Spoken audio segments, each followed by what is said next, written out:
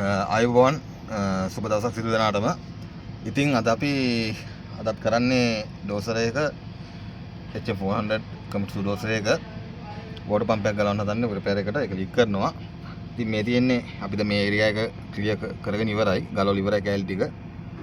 එයා ෆිල්ටර්ස් ඒ ටික ගලව ගත්තා. ගලවගෙන දැන් මෙතන මේ වෝල්ට්මීටර් එක ගලවලා මේ තියෙන්නේ වෝටර් පම්ප් එක. මේ තියෙන පම්ප් එක.